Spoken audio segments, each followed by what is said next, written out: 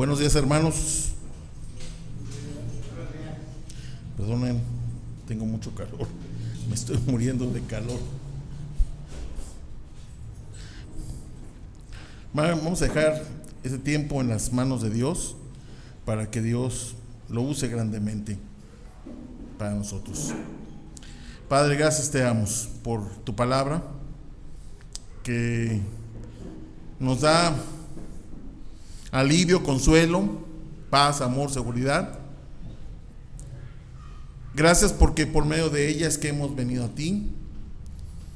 Y ahora que en este pasaje vamos a hablar sobre la reconciliación del pueblo gentil, el pueblo judío, te pedimos, Padre, que tú sigas obrando en nuestras vidas y nos ayudes a entender y a comprender que nosotros estamos en ti, no por nosotros, no por nuestras fuerzas, sino por la sangre de Cristo en la cruz. Bendice tu palabra y que sea para edificación de todos nosotros, te lo pido en Cristo Jesús. Amén. A veces entra la carne y dice uno, después del pasajote que se echó nuestro hermano, se echó un pastel de Sanborns así grandote el hermano Vicente, con Efesios 2 del 1 al 10, es un pasajototo, hermanos. La verdad, a mí me fascina ese pasaje impresionante, todo lo que habla, lo que éramos antes, lo que hizo Dios en nosotros y lo que ahora pide Dios para nosotros. La verdad, hermanos, es un pasaje impresionante. Y yo, cuando leía el pasaje que me toca, decía, pues no me animaba tanto como el primero, ¿verdad? Pero la verdad, hermanos, una vez que uno los empieza a estudiar, empieza uno a aprender cosas que son muy importantes. Y algo que a veces yo he comentado varias veces es que es bueno recordar. Es bueno recordar. No es bueno recordar, es que Mayra me hizo esto, es que Enrique me hizo aquello, es que Javier me vio feo antes. No es eso. Es recordar quiénes éramos y quiénes somos ahora. Porque muchas veces podemos, por desgracia, como seres humanos, darnos a, pues esto es ahora porque gracias a mí soy guapo, soy galán, soy de la tierra X, soy rico, soy pobre, soy esto, soy blanco, soy amarillo, soy negro. Y a veces pensamos que todo eso es atribuido por nosotros, por nuestras habilidades. Y en el pasaje que hoy vamos a ver, pues no es así. Nos va a mostrar la relación entre los judíos y los gentiles. Y en resumen del pasaje que acabamos de ver, ahora vamos a detallar el estado de los gentiles como pueblo que se encontraba separado religiosamente de lo que Dios había hecho y realizado para Israel. El pueblo judío, en vez de irradiar la luz de Dios, en vez de compartir de la palabra de Dios, del amor, la misericordia y la justicia de Dios, llegó a despreciar a los gentiles, llamándoles como perros incircuncisos. Lógicamente esto llevó a una enemistad, como dice el versículo 15 del capítulo 2 de Efesios, poniendo fin a la enemistad en su carne. O sea, esto llevó a una enemistad entre el pueblo judío y entre el pueblo gentil. Y esta exclusividad que se sentían los judíos, dueños de Dios, de Jehová, del Señor, como lo quieras tú comentar, y separando a los gentiles, se encontraban en una situación ellos alejada completamente de Dios, los gentiles, sin Cristo, sin esperanza y sin Dios en el mundo. Estaban lejos de esa posibilidad, también porque habían rechazado la luz, la revelación original divina, como el apóstol Pablo lo escribió en Romanos 1, 18 al 32, no voy a hacer lectura de todo, hermanos, Pero dice aquí este pasaje que ellos adoraron a la criatura en vez de al Creador. Rehusaron la voz de su conciencia para deleitarse en hacer todo lo que sus pecados o concupiscencias les declaraban. Ese pasaje también es hermoso, Romanos, como habla claramente de lo que el hombre ha hecho, alejado de Dios. Y por eso ahora vamos a ver, como punto número 1, la relación de dos pueblos. Y fíjense cómo empieza el Señor en la Biblia. La Biblia Reina Valera dice: por tanto, acordaos. La Biblia la Biblia de las Américas dice: por tanto, recuerden. Y eso es muy importante, hermanos. Y es importante para todos nosotros. Todo este contexto es también para nosotros. Que seamos y recordemos por qué es que estoy yo aquí. No es porque me cambié de una banca de madera a una silla alcolchonada. Está más rico. No es porque me cambié porque ya me cansaba los ritos y acá hacen otras cosas. Y esto es muy importante porque cuando nosotros entendamos esta situación, vamos a comprender de dónde Dios nos rescató y de dónde Dios nos salvó. Por eso empieza aquí diciendo: por tanto, como resumen a lo anterior, acordaos o recuerden. Y este es un modo imperativo. Es en el único texto de la Biblia donde nos exhorta a recordar. Hay otro texto muy similar y lo estudiamos aquí al principio. Similar, no igual. Salmo 103, ¿qué dice? ¿Que no qué? No olvidemos ninguno de los beneficios que Dios ha hecho en nuestra vida. Porque eso somos muy común, hermanos. Somos muy dados a olvidarnos de lo que Dios nos rescató, cómo Dios nos salvó y qué es lo que ahora Dios está haciendo en nuestras vidas. Entonces, no hay que olvidar el pasaje anterior, porque esto es el resumen del pasaje anterior, que debemos acordarnos que los muertos en delitos y pecados, y quiero que ahí empecemos, hermanos, a nosotros a vernos en el espejo.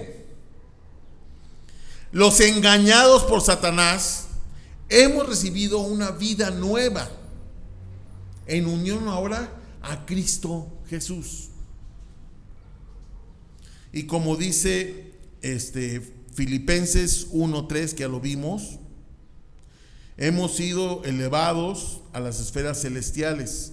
Dice que nos ha bendecido con toda bendición espiritual en los lugares celestiales en Cristo. Por eso el apóstol reconviene a nosotros los gentiles hacer un alto para poder contemplar y fijarnos de dónde hemos sido sacados. Y que comprendamos ahora las extraordinarias riquezas de la gracia de Dios para con nosotros. Porque, hermano, déjame decirte, no es tus éxitos en el trabajo, déjame decirte que no son tuyos ni míos. Míos no quiero decir que se los robé, ni los míos. Que tus éxitos en tu casa, en X logro, en tu trabajo, en tus tareas, en tu escuela, en lo que estás haciendo, no son tuyos. Son la gracia de Dios obrando en ti. Aunque estos cristianos de Éfeso disfrutaban y los privilegios y los derechos propios de los santos en Cristo Jesús, anteriormente su posición era diferente. Pero esta posición que era diferente, nos ayuda y es la entrada para el tema importante de la reconciliación ahora del pueblo judío y del pueblo griego o el pueblo gentil. Y nos mueve a dar la gratitud y la alabanza completamente a Dios. ¿Por qué? Porque ahí en el versículo 11, capítulo 2, versículo 11 dice: por tanto recuerden que en otro tiempo.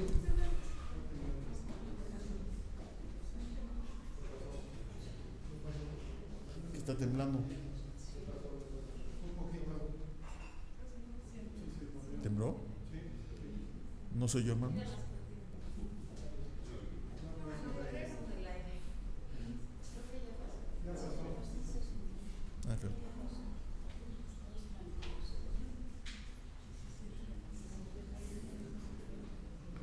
Oremos, hermanos. Gracias, Dios, porque tú permitiste que no pasara nada aquí en el faro. Gracias, Señor, porque tú estás cuidándonos a nosotros, y te pedimos, Padre, por aquellos que hayan pasado por este temblor, que no haya ninguna falla, ninguna pérdida humana, que no haya problemas materiales, y que, Señor, solamente sea algo leve. Bendícelo y ayúdanos, Señor, a darte la gloria y la honra, a pesar de que las circunstancias que luego llegan a pasar en nuestras vidas. Bendito seas, Jesús. Amén. Volviendo, veíamos en Efesios capítulo 2, versículo número 11.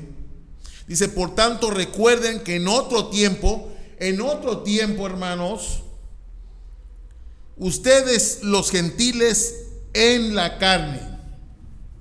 Este término gentiles en la carne es el contexto, equivale a nuestra naturaleza.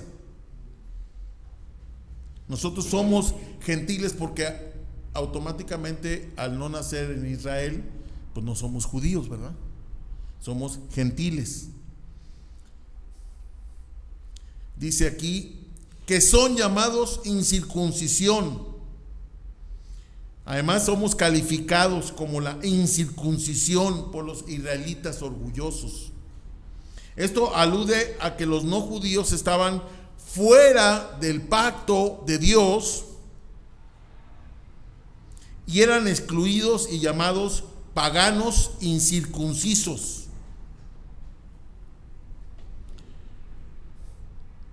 Y estos judíos, estos israelitas orgullosos, mantenían una actitud de superioridad consciente, no inconsciente, consciente, frente a ellos en la esfera religiosa, en la esfera de Dios. Y se sentían, sobre todo, con la posibilidad de despreciarlos, porque no tenían justificación alguna estos gentiles, porque Israel no había comprendido la razón de su separación.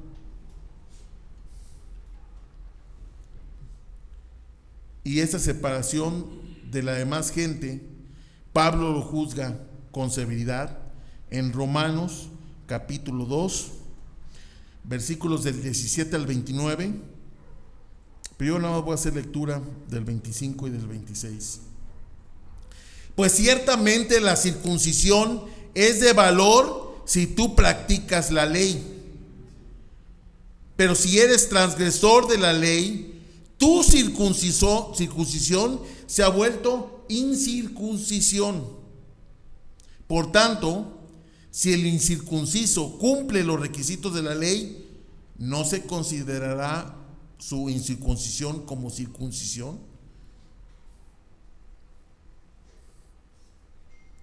Estos judíos se sentían especiales porque eran circuncisos, pero dice aquí muy claramente que si tú cumples la ley, si eras incircunciso, automáticamente ahora eres un circunciso. Pero esta ordenanza de la circuncisión, porque aquí lo está diciendo que son llamados incircuncisión por la tal llamada circuncisión, versículo 11, se había establecido como una señal de separación entre los hijos de Abraham de las naciones idólatras. Eso es lo que estableció Dios. Pero siempre Dios, el objetivo de él fue en miras al servicio de que el pueblo escogido había que prestar y llevar la luz al pueblo gentil. La circuncisión era una señal de antiguo pacto, una señal externa que solo afectaba a la carne, pero no afectaba ¿a qué? El corazón.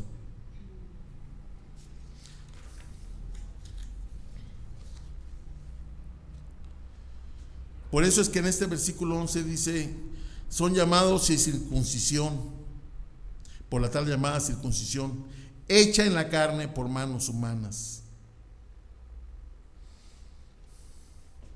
Y lógicamente aquellos que pertenecían visiblemente al pueblo del pacto no podían participar de sus beneficios. Aquella marca física, la circuncisión que se hacía, era una esfera de santidad y de servicio, se convirtió, por desgracia, en el emblema de su orgullo carnal, su escudo. Yo soy circunciso, ustedes son incircuncisos. A veces, por desgracia, a nosotros nos llega a pasar eso, como creyentes también.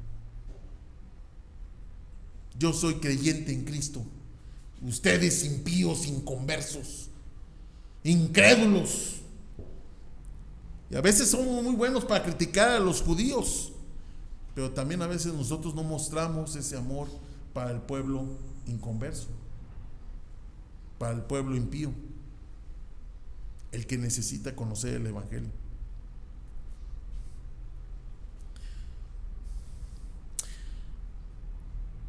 Y el pueblo de Israel se proclamaba el pueblo de Dios con este orgullo porque eran circuncidados, pero olvidaban la realidad espiritual que debían de proclamar, y debían de estar mencionando la palabra de Dios al pueblo gentil. Por eso algunos predicadores como Moisés, los profetas, algunos del Nuevo Testamento como Esteban, tuvieron que llamarles a los judíos incircuncisos de corazón y de oídos, y los exhortaban a vivir de acuerdo con la señal exterior que llevaban. Algunos ejemplos: Levítico 26, 41, dice así: yo también procedía con hostilidad contra ellos para llevarlos a la tierra de sus enemigos. O si su corazón incircunciso se humilla y reconocen sus iniquidades. Otro ejemplo, Deuteronomio 36, dice así: además el Señor tu Dios circuncidará tu corazón y el corazón de tus descendientes, para que ames al Señor tu Dios con todo tu corazón y con toda tu alma, a fin de que vivas. ¿Qué es lo que necesitas para amar al Señor tu Dios? ¿La circuncisión de la carne o la circuncisión del corazón?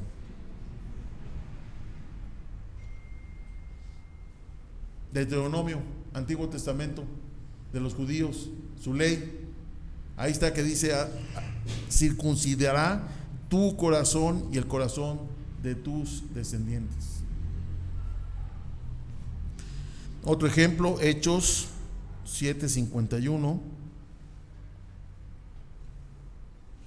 dice así: ustedes que son tercos e incircuncisos de corazón y de oídos, como lo comenté, resisten siempre al Espíritu Santo, como hicieron sus padres, así hacen también ustedes. Entonces está hablando muy claramente aquí que la actitud que debían de haber tomado hacia los gentiles, los judíos, era una actitud de amor, era una actitud de humildad que Dios esperaba de ellos para poder usarlos como testigos a todas las naciones. ¿Pero qué pasó ahí? Brotó la enemistad entre los judíos y los gentiles, y esta enemistad solamente pudo ser vencida como dice aquí Efesios 2, versículo 14, porque Él mismo es nuestra paz, y de ambos pueblos hizo uno, derribando la pared intermedia de separación. Esto solamente pudo lograrse por medio de la cruz. Entonces vemos aquí esta relación entre el pueblo gentil y el pueblo judío, que estaba rota, que estaban separados. Pero no solamente eso, sino que los gentiles se hallaban separados de Cristo. Punto número 2, esta promesa de Cristo, que venía desde Génesis 3:15, en la simiente de la mujer, que era la consumación de la línea santa de Abraham, que era el heredero de David, el ungido y el siervo del Señor, en cuyas manos iba a prosperar todos los propósitos que Dios tenía establecido para con los hombres, y que iba a dar la salvación a ellos, sino también a todos los hombres. Ellos, los gentiles, nosotros, nos encontrábamos separados de Cristo. Esta bendita esperanza, este propósito de Dios que el ungido había de llevar en consumación, nosotros vivíamos separados de ello. Por eso dice el versículo 12: recuerden que en este tiempo ustedes estaban separados de Cristo. No solamente estábamos separados de Cristo, sino que estábamos excluidos de la ciudadanía de Israel, extraños a los pactos de la promesa. Entonces, esta cláusula en la Reina Valera lo maneja como alejados o excluidos de la ciudadanía de Israel, y ajenos o extraños a los pactos de la promesa. Es la separación de los gentiles de todo el sistema teológico que Dios había establecido. Los pactos, aunque se mencionan aquí en forma plural, al final, ¿cuántos pactos son? Es uno: Abraham, Moisés, David y el nuevo pacto. En el Nuevo Testamento, ¿cuántos pactos tenemos, hermanos? Uno solo. Los pactos de gracia que Dios estableció para su pueblo y los dio para hacer la salvación hacia nosotros. Eso es el nuevo pacto. Ese nuevo pacto que iba a ser sellado con la sangre de Cristo. Entonces vemos aquí que Dios tenía el pacto con Abraham, Génesis 15, como vimos y lo leyó muy bien Alex. Pablo lo comentó en Gálatas 3, 15 al 29. Nos hace ver que toda la obra dependía de Dios mismo, que se limitaba a Abraham a recibir por fe las bendiciones que Dios le iba a dar. Este pacto también estaba determinado en Génesis 12 del 1 al 3, cuando él salió de Ur de los Caldeos. También con Moisés estableció un pacto, Éxodo 34 versículos del 10 al 28. De igual modo, el pacto hecho con David, en el que dependía el reino únicamente de la promesa, que dependía el reino de la promesa y no de las obras o méritos de él. Segunda de Samuel 7. Por eso Israel era bendito, porque él sabía gozarse de las obras de Dios y de todas las promesas que Dios tenía en sus pactos o en su pacto. Claro que el pueblo gentil, ¿qué sabía de esto? Cero. Nada sabía el pueblo gentil. Por eso es que el pueblo gentil, como dice el versículo 12, no solamente estaban excluidos de la ciudadanía de Israel y extraños a los pactos de la promesa, porque no sabían nada de eso, porque Israel no había transmitido esto, sino no tenían esperanza y vivían sin Dios en el mundo. Esperanza. Esta palabra no lleva un artículo, por lo tanto, esta palabra significa más que la separación de la esperanza mesiánica, que ya hemos considerado, mucho más. ¿Por qué era esta falta de esperanza? Porque le faltaba la luz de la revelación. Y estaban ellos sin ninguna esperanza alguna. Y aquí sirve para nosotros reflejar cómo estabas tú, hermano. Tú naciste, y desde que naciste ahí en el, ¿cómo se llama? ¿Dónde operan? ¿Dónde operan? En el quirófano. ¿Desde ahí te empezaron a dar el evangelio? ¿O ya lo conocías cuando llegaste a este mundo? ¿Te estuvieron compartiendo la palabra de Dios constantemente? ¿Te compartieron cómo poder llegar al cielo? Bueno, correctamente, quiero decir. Correctamente, de acuerdo como dice la palabra, porque a mí sí me compartieron cómo llegar al cielo por mis obras. La salvación católica, pero no la correcta, no la que enseña la palabra de Dios. Por lo tanto, al yo no saber esto, al no saber que vea misericordia de Dios hacia mí, según su provisión, pues no estaba yo con una esperanza, ¿verdad? Mi esperanza era vana, porque en lo que yo confiaba, o lo que confiamos, era en que pórtate bien, ve a la iglesia, haz tu buena obra del día, da tu limosna, y sea un buen niño, y tan. Y cuando vienes a la palabra te das cuenta que no es así. Es hasta más fácil. Ahora, no quiere decir que no hubo algún gentil que se haya salvado jamás. No. Dios establece su relación con quien quiere y salva a quien quiere, como dice Romanos 9. Y Él tiene misericordia de quien quiere tener misericordia, y Él se compadece de quien quiere compadecerse.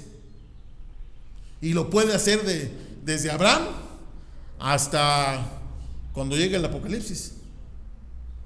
Dios es soberano y Él está en control de todas las cosas. Pero no solamente estábamos sin esperanza, como dice aquí, y aquí estábamos también sin Dios en el mundo. Esta palabra griega, aseoi, de donde se deriva el término ateos, se empleaba por los griegos para señalar la impiedad de quienes no estaban sujetos a la religión oficial de varias ciudades. Ahora, no significa ateos también negar a Dios, sino también a veces significa el triste estado de ignorancia. Porque nosotros, antes de venir a Dios, vivíamos en la ignorancia. Creíamos que Dios iba a cumplir nuestros caprichos, que si yo cumplía con las cosas que me habían dicho, reza esto, híncate aquí, levántate acá, etcétera, etcétera, etcétera, Dios me iba a cumplir todas mis cosas. Y bueno, eso se llama ignorancia. Por eso estábamos sin Dios en el mundo. Y estos sistemas de idolatría, en donde el hombre con su imaginación crea imágenes para adorar, fija toda esta relación en una vanidad, en decir, yo creo al Dios a que hay que adorar. Y eso es ignorancia por completo.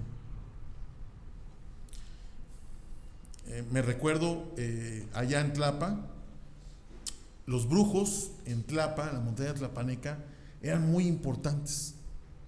En los tiempos, yo llegué a ir en tiempos antiguos, me imagino cuando llegó a ir el hermano misionero por ahí de 1941, 43, no me acuerdo exactamente, que llegó a ir allá a predicar. Los brujos eran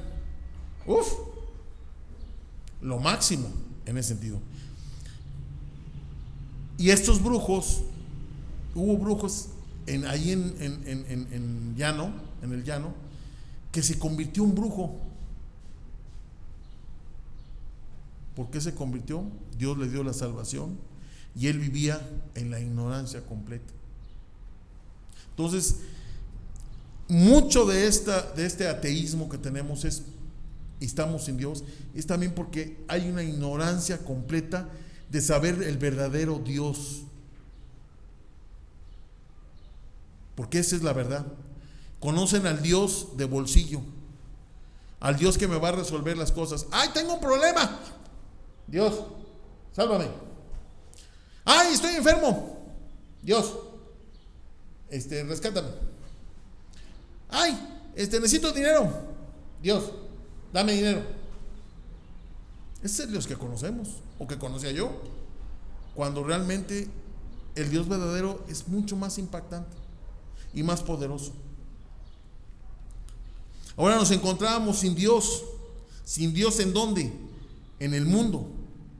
Este mundo que aquí refiere es el mundo que los gentiles viven o que vivíamos.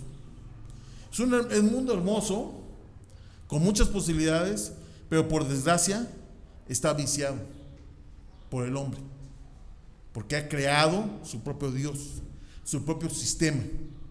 Y en ese propio Dios y sistema, muchos de aquí estábamos involucrados.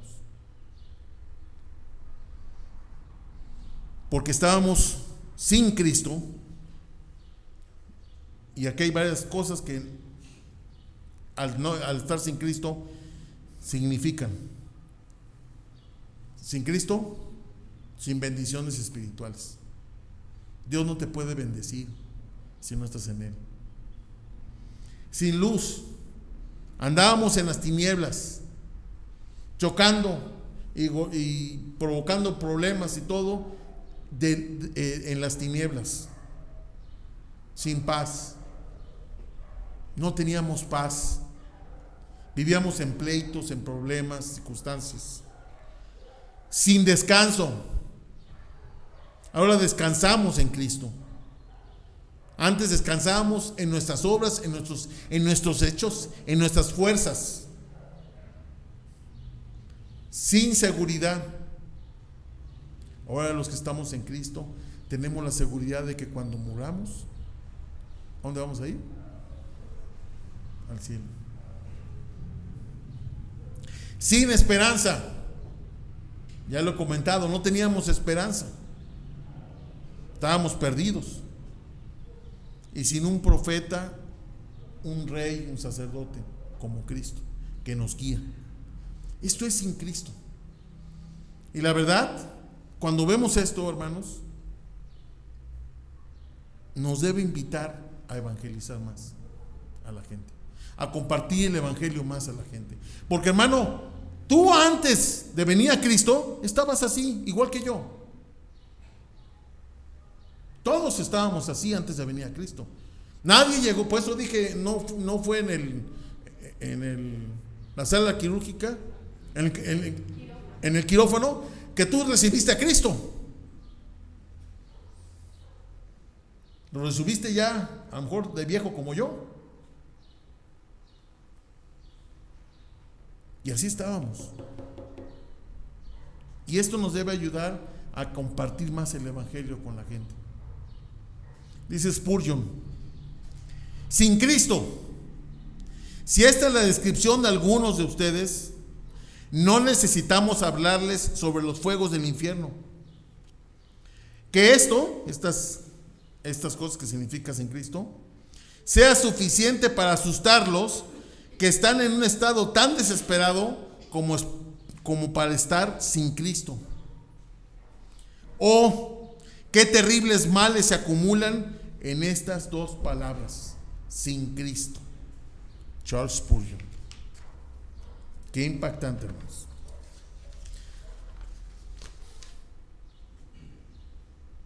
Dos pueblos reconciliados. Un pueblo perdido, el pueblo gentil, por ignorancia, por no querer conocer, por alejarse de Cristo, de Dios, por lo que ustedes quieran. Pero viene el contraste ahora con la posición actual de los judíos y gentiles. La reconciliación en Cristo. El contraste. Versículo número 13. Pero, o sea, con todo lo que dejamos atrás, de lo que era estar sin Cristo, pero ahora en Cristo hay una transición aquí. De la esclavitud del hombre bajo el poder de Satanás, de obedecer a Satanás, la esclavitud de la vida y estar siendo esclavizado por el mundo, por su sistema. Dios usa claramente en el pasaje anterior, pero Dios nos dio vida en otro tiempo. ¿A quiénes? A los gentiles. Y exclama Pablo: pero ahora en Cristo Jesús han sido acercados. La Reina Valera dice: mas ahora en Cristo Jesús habéis sido hechos cercanos. Por eso aquí es muy importante, hermanos, otra vez volver a la palabra recordar. Recordar que todo esto que tenemos es en Cristo. Hemos sido unidos, arraigados, injertados en Él. Él es la base de nuestra salvación. Y de Él obtenemos todos los beneficios. No son por nuestros medios, sino porque estamos ahora en Cristo. Pero ahora en Cristo. Y me gusta esta parte. Ahora hallamos un mundo de esperanza y nos gozamos de estar en Cristo Jesús, reconciliados ahora con Dios, los unos con los otros. Ahora el título es En Cristo Jesús. No solamente en Cristo. Cristo sería la referencia del Mesías, de las promesas y de las profecías. Aquí agrega Cristo Jesús. ¿Por qué? Porque señala el cumplimiento del nacimiento de ese niño de Belén y la consumación de su obra redentora. Jesús es el Cristo, el Mesías mencionado, el que nos iba a traer la salvación. Cristo Jesús. Ahora, este alejamiento y acercamiento, ahora la distancia entre los gentiles de las bendiciones de Israel que teníamos en el 11 y 12, ¿se acuerdan? Que no teníamos a Dios, no teníamos pactos, no teníamos esperanza, no teníamos nada, nos encontrábamos excluidos de la ciudadanía de Israel. Ahora ya se ha anulado esta distancia y ahora hay un acercamiento que coloca a los creyentes al nivel del privilegio del pueblo de Israel. No significa que nos vamos a creer, y voy a terminar con eso, hermanos. El pasaje que traigo para terminar está así como que nos va a golpear fuerte. Significa que ahora hemos tenido ese acercamiento, como dice Efesios 1:7. ¿Cómo lo hemos obtenido? En Él tenemos redención, ¿mediante qué? ¿Cuál es el único medio para obtener este perdón y todo lo que tenemos? La sangre de Cristo.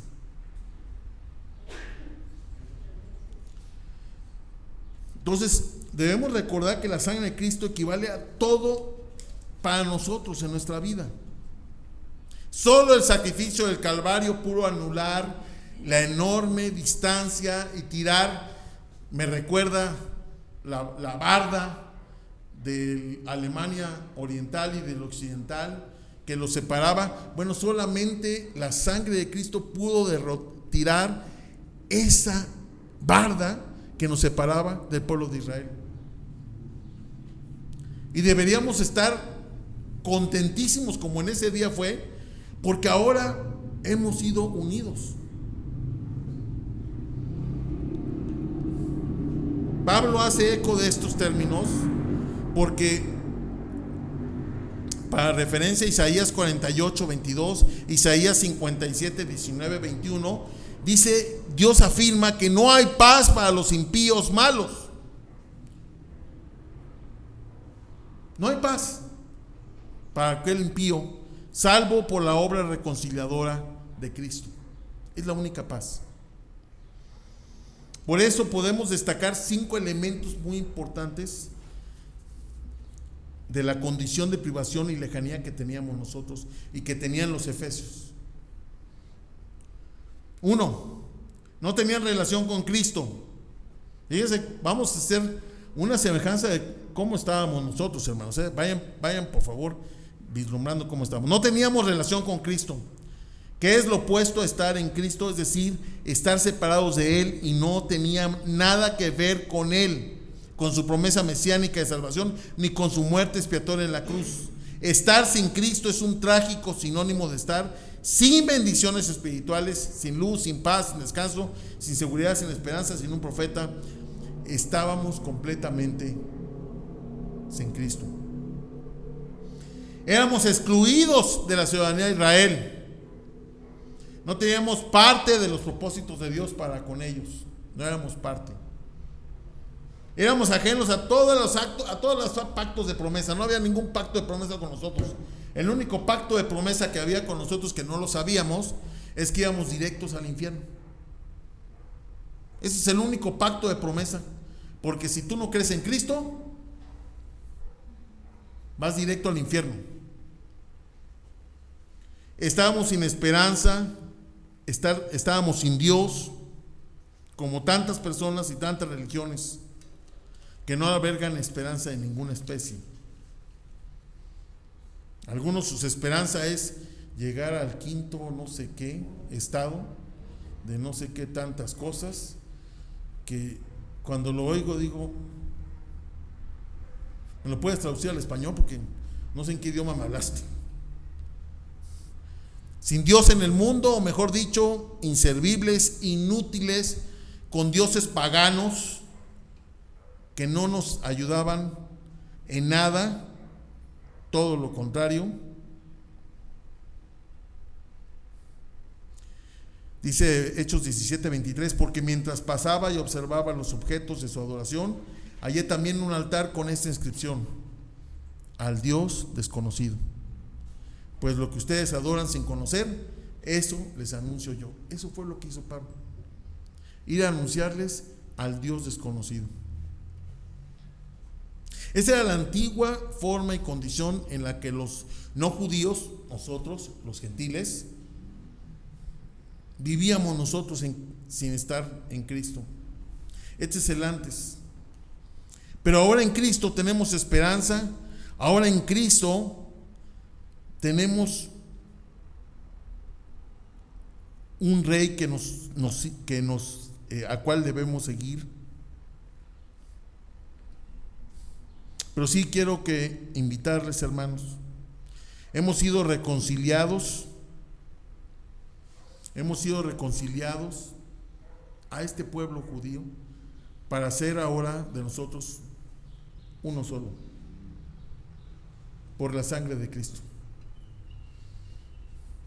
Pero tenemos que recordar, hermanos, de nuestra situación, quiénes somos en realidad. Romanos 11, versículos 11 al 21, dice así: digo entonces, ¿acaso tropezaron para caer? De ningún modo. Pero por su transgresión ha venido la salvación a los gentiles por causarles celos. Está hablando de los judíos, ¿eh? Y si su transgresión es riqueza para el mundo, su fracaso es riqueza para ¿quiénes? Para los gentiles, o sea, para nosotros. ¿Cuánto más será su plenitud? Pero a ustedes hablo, gentiles, ahora se dirige a nosotros, Entonces, puesto que yo soy apóstol de los gentiles, honro mi ministerio, y si en alguna manera puedo causar celos a mis compatriotas y salvar a algunos de ellos. Porque si el excluirlos a ellos es la reconciliación del mundo, ¿qué será su admisión sino vida de entre los muertos? Y si el primer pedazo de masa es santo, también lo es toda la masa. Y si la raíz es santa, también lo son, ¿qué? Las ramas. Pero si algunas de las ramas fueron desgajadas, ¿quiénes son las ramas desgajadas? Los judíos. Y tú, siendo un olivo silvestre, hermano, ¿ya viste cómo nos califican? ¿Somos qué? ¿Nacimos en la raíz? Somos un olivo silvestre. Fuiste injertado entre ellas y fuiste hecho participante con ellas de la rica savia de la raíz del olivo. ¿No nos injertamos nosotros? ¿No vino el santo pastor MacArthur o quien tú quieras, agarró los olivos silvestres y los injertó? No, hermano, ni tú lo hiciste ni lo hizo nadie. Cristo lo hizo. Y dice, fíjense, no seas arrogante para con las ramas, pero si eres arrogante, recuerda que tú no eres el que sustenta la raíz, sino que la raíz es la que te sustenta a ti. O sea, sé que no nos llegue la soberbia. Ay, estos judíos.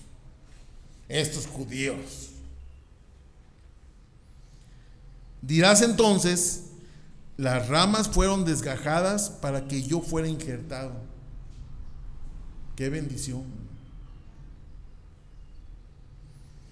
Muy cierto, fueron desgajadas por su incredulidad, pero tú, por la fe, te mantienes firme.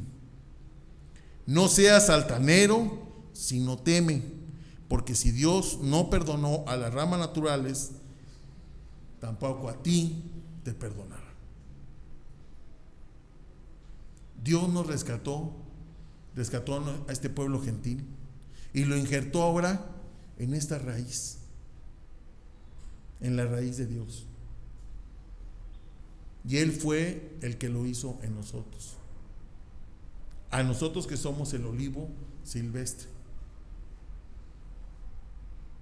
Y ahora nosotros no debemos ser altaneros o creernos más, sino debemos ahora ser humildes y compartir el evangelio con todos, con gentiles y con judíos, porque ahora somos un solo pueblo. Hemos sido unidos a la raíz todos nosotros. ¿Por qué? Dice Efesios 2:13, han sido acercados por la sangre de Cristo. Y por esa sangre, hermanos, tenemos que mostrar amor para aquellos que no conocen al Señor y compartirles el evangelio. Vamos a orar. Gracias, Padre, porque tú nos injertaste en esta raíz. Nosotros que éramos olivos silvestres, los gentiles, y por la fe nos mantenemos firmes en ti, Señor.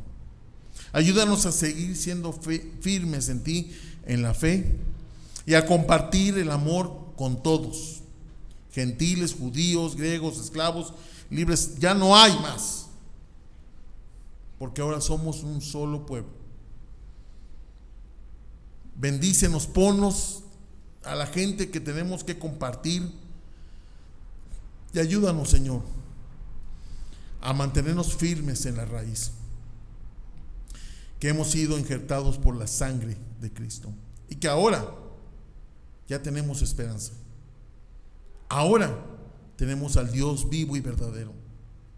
Ahora tenemos a nuestro Rey, de reyes y Señor de señores. ¿A quién debemos seguir? Que es Cristo. Bendícenos y ayúdanos, Señor, a conocer cada vez más a Cristo y a parecernos más como Cristo. Te lo pedimos en Cristo Jesús. Amén. Gracias, hermanos.